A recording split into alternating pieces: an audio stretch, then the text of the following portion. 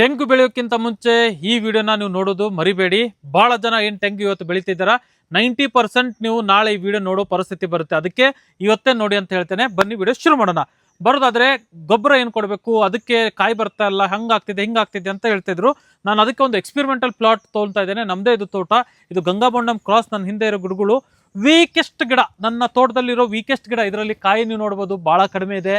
Okay, ಇದರ ಬಡ್ಡೆ ಗಾತ್ರ ನೋಡಿದರೆ ಓಕೆ ಹಾರ್ಡ್ಲಿ 2.5-3 ಫೀಟ್ ಇದೆ. ನಾನು ಬೇರೆ ಗಿಡನೂ ತೋರಿಸ್ತೇನೆ. ಆಮೇಲೆ ಸುತ್ತಲೂ ನೀವು ನೋಡಿದರೆ ಏನಾದರೂ ಮೇಂಟೆನೆನ್ಸ್ ಇದೆಯಾ? ಇಲ್ಲ. ನಾನು ಸೆಲೆಕ್ಟ್ ಎಂಥದ್ದು ಮಾಡ್ತೇನೆ ಅಂತಂದರೆ ಎಲ್ಲಿ ಬೆಸ್ಟ್ ರಿಸಲ್ಟ್ಸ್ ನಾನು ತೋರಿಸ್ಬೋದು ಅಂತಲ್ಲ. ಅಂದರೆ ಇಲ್ಲಿ ಏನು ಮೇಂಟೆನೆನ್ಸ್ ಇಲ್ಲ, ಬಟ್ ದ ಮೂಮೆಂಟ್ ನಾವು ಇವನ್ನೆಲ್ಲ ಕೊಟ್ಟ ಮೇಲೆ ಏನು ಚೇಂಜಸ್ ಆಗುತ್ತೆ ಇನ್ನು 2 ಮಂತ್ಸಲ್ಲಿ ನಾನು ತೋರಿಸ್ತೇನೆ. ಅದಕ್ಕಾಗಿ ಈ ವಿಡಿಯೋ ಮಾಡ್ತಾ ಇರೋದು. ಫುಲ್ ಕೇಳ್ಕೊಳ್ಳಿ. ಈಗ ಬರೋದಾದರೆ ಒಂದು ಗೊಬ್ಬರ ಏನು ಕೊಡಬೇಕು, ನಾವು ಇವತ್ತು ಯೂಸ್ ಮಾಡ್ತಾ ಇರೋದು ದಾರ್ವಿ ತಾಂಡದಿಂದ ನಮ್ಮದೇ ಓನ್ ಮ್ಯಾನುಫ್ಯಾಕ್ಚರ್ಡ್ ಇರೋದು ಆರ್ಗ್ಯಾನಿಕ್ ಫರ್ಟಿಲೈಸರ್ಸ್ನ ಹಾಕ್ತಾ ಇದ್ದೇವೆ. ಟೋಟಲ್ ಇಲ್ಲಿ ನಿಮಗೆ ಕಾಣ್ತಾ ಇರೋದು ಕಲರ್ ಗೊಬ್ಬರ, ಬಟ್ ಎಲ್ಲಾನು ಸಾವಯವ, ಯಾವುದು ಇಲ್ಲಿ ಕೆಮಿಕಲ್ ಅಂತ ಇರೋದಿಲ್ಲ. ಎಲ್ಲ ಆರ್ಗ್ಯಾನಿಕ್ ಇದರಿಂದನೇ ನಾವು ಎಕ್ಸ್ಟ್ರಾಕ್ಟ್ ಮಾಡುತ್ತೇವೆ. ಒಂದು ಕಲ್ಲಿಂದ ಇರ್ಬೋದು, ಮಣ್ಣಿಂದ ಇರ್ಬೋದು, ಇಲ್ಲ ಕೆರೆ ಹೂಳದಿಂದ ಇರ್ಬೋದು, ಎಲ್ಲ ರೀತಿಯಿಂದ ನಾವು ಏನನ್ನು ಪಾಸಿಬಲ್ ಇರುತ್ತೆ ಅದನ್ನ ಬೆಸ್ಟ್ ಸೋರ್ಸ್ನ ಎಕ್ಸ್ಟ್ರಾಕ್ಟ್ ಮಾಡಿ ಅವು ತಯಾರಾಗಿರುತ್ತೆ. ಫಸ್ಟ್ ಬರೋದಾದರೆ ನಾವು ಒಂದು ಗಿಡದ ಸುತ್ತಲೂ ಕ್ಲೀನ್ ಮಾಡ್ಕೋಬೇಕು. ಅದು ನೀವು 2 ಫೀಟ್ ರಿಂಗ್ ಮಾಡ್ಬೋದು, 3 ಫೀಟ್ ರಿಂಗ್ ಮಾಡ್ಬೋದು. ರಿಂಗ್ ಮಾಡಲೇಬೇಕು. 4 ಇಂಚರಿಂದ 6 ಇಂಚು ಇದರ ಡೆಪ್ತ್ ಇರಬೇಕು. ನೆನ್ಪಿಟ್ಕೊಳ್ಳಿ, 4ರಿಂದ 6 ಇಂಚು ಇದರ ಡೆಪ್ತ್ ಇರಬೇಕು. ಯಾಕಂತಂದರೆ ನಾವು ಇಷ್ಟೆಲ್ಲ ನ್ಯೂಟ್ರಿಯೆಂಟ್ಸ್ ಕೊಟ್ಟಾಗ ಮಳೆಯಿಂದ ಲೀಚ್ ಔಟ್ ಆಗಬಾರ್ದಂತ ಇಲ್ಲೇ ಉಳಿಲಿ ಅಂತೇಳಿ ಮಾಡ್ತೇವೆ. ಫಸ್ಟ್ ನಾವೇನು ಮಾಡ್ತೇವೆ, ಇದು ಗೊಬ್ಬರ ಗಿಡ. ಓಕೆ, ಗ್ಲೈರಿಸಿಡಿಯಾ ಅಂತ ಹೇಳ್ತೇವೆ ನಾವು, ಗೊಬ್ಬರ ಗಿಡ ಅಂತ ಹೇಳ್ತಾರೆ. ಇದನ್ನ ನಾವು ಥ್ರೂಔಟ್ ದಿ ಫಾರ್ಮ್ ಓಕೆ ಎಲ್ಲ ಕಡೆ ಹಾಕಬೇಕಾಗುತ್ತೆ. ಮಂದೇಶ್ವರಿ ಸ್ವಲ್ಪ ಬನ್ನಿ. ಆಮೇಲೆ bacteria control, natural bacteria control. ನೀಮ್ಗಿಂತ ಬ್ಯಾಕ್ಟೀರಿಯಾ ಕಂಟ್ರೋಲ್ ಮಾಡೋದು ಯಾವುದಾದ್ರೂ ಗಿಡ ಇದೆಯಾ? ಅದಕ್ಕಾಗಿ ನಾವು ಬ್ಯಾಕ್ಟೀರಿಯಾ ಕಂಟ್ರೋಲ್ ಮಾಡೋಕ್ಕೆ ನ್ಯಾಚುರಲ್ ಆಗಿ ಬೇವಿನ ಕಡ್ಡೆನ ಹಾಕ್ತೇವೆ. ಓಕೆ, ನಾವು ಇದು ಆರ್ಗ್ಯಾನಿಕ್ ಆಗಿ ಏನು ಮಾಡ್ಬೋದು ಅಂತ ಹೇಳಿಕೊಡ್ತಾ ಇದ್ದೇನೆ ರೈತರಿಗೆ. ಎಲ್ಲ ಕಡೆ ಬೇವಿನ ಕಡ್ಡೆ ಹಾಕ್ತೇವೆ. ಇದು ಫಸ್ಟ್ ಲೇಯರ್ ನಾವು ಹಾಕ್ತೇವೆ. ಏನು ಹಾಕಿದ್ವಿ, ಗೊಬ್ಬರದ ಗಿಡ ಹಾಕಿದ್ವಿ, ಸೆಕೆಂಡ್ ಬೇವಿನ ಕಡ್ಡೆ ಹಾಕಿದ್ವಿ. ಅದಾದಮೇಲೆ ಇಲ್ಲಿ ನೋಡ್ಬೋದು FIM okay, farm yard manure, but purest ಫಾರ್ಮಲ್ಲಿ. ಪ್ಯೂರೆಸ್ಟ್ ಫಾರ್ಮ್ ಅಂದ್ರೆ ಏನು? ಓಕೆ, ನೀವು ಹಿಂಗೆ ಉಂಡೆ ಮಾಡಿ ಕಟ್ಟಿದರೆ ಅದನ್ನ ನೀವು ಬಿಟ್ಟರೆ ಫುಲ್ ಹೊಡಿಬೇಕದು. ಅಂಥ ಫಾರ್ಮಲ್ಲಿ ಇದ್ದಾಗ ಮಾತ್ರ ಅದು ಪ್ಯೂರೆಸ್ಟ್ ಫಾರ್ಮ್ ಇರುತ್ತೆ. ಅಂಥದ್ದನ್ನ ನೀವು ತೊಗೋಬೇಕು. ಸ್ವಲ್ಪ ಎಲ್ಲರೂ ಕೈ ಜೋಡಿಸಿ ಅಂತ ಹೇಳ್ತೇನೆ. ಇದು ನಿಮಗೆ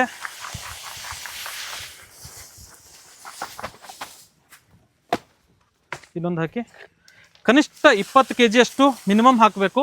ನಿಮ್ಮ ಕಡೆ ಅವೈಲೇಬಲ್ ಇತ್ತು, ಗೊಬ್ಬರದ್ದು ಪ್ರಮಾಣ ಸಿಕ್ಕಾಪಟ್ಟೆ ಜಾಸ್ತಿ ಇತ್ತಂದ್ರೆ 40 kg ಮಟ್ಟನೂ ಹಾಕೋಬೋದು. ಸಾವಯವದಲ್ಲಿದ್ದಾಗ ಲೀಚ್ ಔಟ್ ಅದು ಆಗೋ ಸಾಧ್ಯತೆ ಇರುತ್ತೆ ಅಂತೇಳಿ ಮಾಡ್ತಾಯಿದ್ದೇನೆ.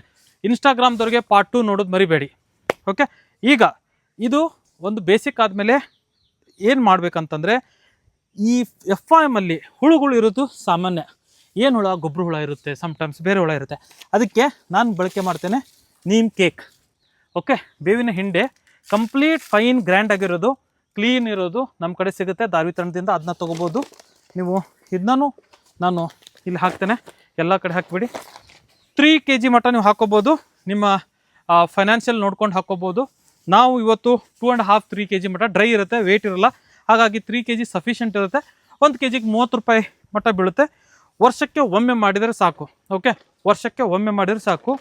ಸೊ ಇದು ಇಷ್ಟು ನೀವು ಹಾಕೊಂಡ್ಮೇಲೆ ನೆಕ್ಸ್ಟ್ ಬರುತ್ತೆ ನಮ್ಮ ಸಾಯಿಲ್ ಕಂಡೀಷ್ನರ್.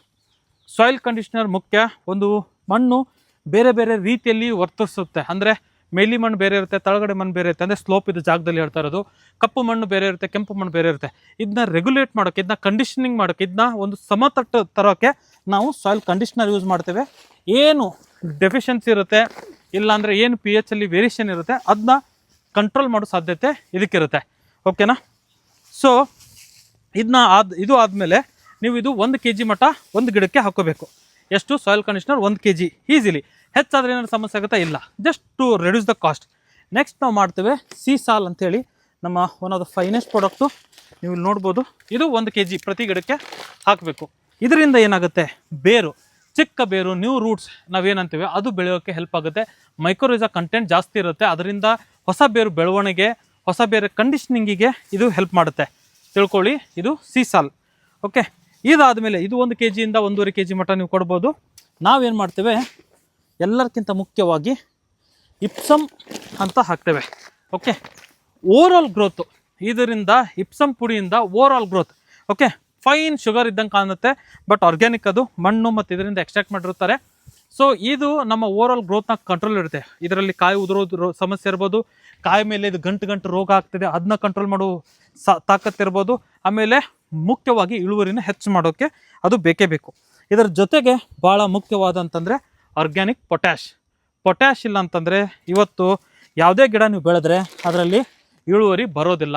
ಒಂದು ಗಿಡ ಕಾಯಿ ಇಲ್ಲ ಹೂವು ಕೊಡಬೇಕಂದ್ರೆ ಅದರಲ್ಲಿ ಪೊಟ್ಯಾಶ್ ಅಂಶ ಬೇಕೇ ಬೇಕು. ಅದರಲ್ಲಿ ತೆಂಗಿಗೆ, ಅಡಿಕೆಗೆ ಮತ್ತು ನಮ್ಮ ಬಾಳಿಗೆ ಪೊಟ್ಯಾಶ್ ಕಂಟೆಂಟ್ ಜಾಸ್ತಿ ಬೇಕು. ಪೊಟ್ಯಾಶ್ನ ಈ ಮೂಲಕ ಕೊಡ್ತಾ ಇದ್ದೇನೆ. ಇಲ್ಲಾಂದರೆ ಕೋಳಿ ಗೊಬ್ಬರ ನಿಮ್ದೇನು ಕೋಳಿ ಹಿಕ್ಕಿರುತ್ತೆ ಅದರಿಂದನೂ ಕೊಡ್ಬೋದು, ಅದು ಹೆಲ್ಪ್ ಆಗುತ್ತೆ. ಇದು 1 kg ಅಷ್ಟು ನೀವು ಕೊಡಲೇಬೇಕಾಗುತ್ತೆ ಪ್ರತಿ ಗಿಡಕ್ಕೆ. ಇದು ನಾನು ಇಷ್ಟು ಏಜರ್ ಗಿಡ ಅಂದರೆ 7 years ಓಲ್ಡ್ ಪ್ಲಾಂಟ್. ಇದೆಲ್ಲ ಆಗಿದೆ ಅಂತಂದರೆ ನಮ್ಮ ಲಾಸ್ಟ್ ಆ್ಯಂಡ್ ಫೈನಲ್ ಪ್ರಾಡಕ್ಟ್, ಇದು ಮ್ಯಾಜಿಕ್ ಪ್ರಾಡಕ್ಟ್. ಓಕೆ, ನಾವು ಪ್ಲಾಂಟಿಕಾ ಅಂತೀವಿ ಇದಕ್ಕೆ. ಈ ಪ್ಲಾಂಟಿಕಾ ಏನು ಮಾಡುತ್ತೆ ಗೊತ್ತಾ, ಈಗೇನು ನೀವು ಇಷ್ಟು ಗೊಬ್ಬರನ ಹಾಕಿದ್ರಲ್ಲ ಅದರಲ್ಲಿ ಮೈಕ್ರೋನ್ಯೂಟ್ರಿಯೆಂಟ್ಸ್ ಕಡಿಮೆ ಇರುತ್ತೆ.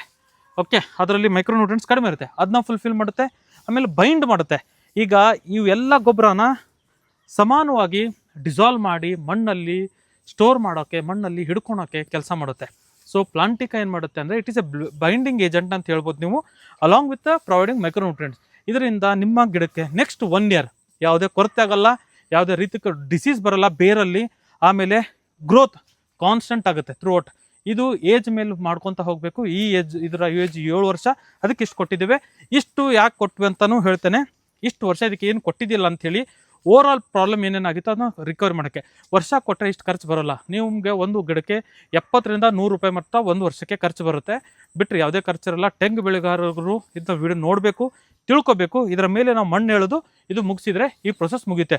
ಒಮ್ಮೆ ನೀವು ನೋಡ್ಕೊಂಬಿಡಿ, ನಿಮಗೆ ಅರ್ಥ ಆಗಿಬಿಡುತ್ತೆ ಕ್ಲೋಸಪ್ಪಲ್ಲಿ. ಸೊ ಇದರಲ್ಲಿ ಎಲ್ಲ ಮಿಕ್ಸ್ ಇದೆ. ಗೊಬ್ಬರದ ಗಿಡ ಇದೆ, ಬೇವಿನ ಹಿಂಡೆ ಎಲೆಗಳು ಹಾಕಿದ್ದೇನೆ, ಅದ್ರ ಮೇಲೆ ಬೇವಿನ ಹಿಂಡೆ ಹಾಕಿದ್ದೇನೆ. ಆಮೇಲೆ ನಮ್ಮ ಆರ್ಗ್ಯಾನಿಕ್ ಗೊಬ್ಬರಗಳು ಹಾಕಿ ಇದನ್ನ ಮುಚ್ತಾ ಇದ್ದೇನೆ. ಇದು ಪ್ರೊಸೆಸ್. ಗಿಡದ ಬಗ್ಗೆ ತಿಳ್ಕೊಳ್ಳಿ. ಹೆಚ್ಚಿನ ಮಾಹಿತಿಗೆ ತೆಳಗೆ ಬರ್ತಾರೆ ನಂಬರ್ ಸಂಪರ್ಕಿಸಿ. ಫರ್ಟಿಲೈಸರ್ ನೀವು ಯೂಸ್ ಮಾಡಬೇಕು, ಇಲ್ಲ ಅಂತಂದರೆ ಹೈಬ್ರಿಡ್ ನಡೆಯೋಲ್ಲ. ಹೈಬ್ರಿಡ್ ಅಂದರೆ ಹೈ ಈಲ್ಡ್, ಹೈ ಮೇಂಟೆನೆನ್ಸ್.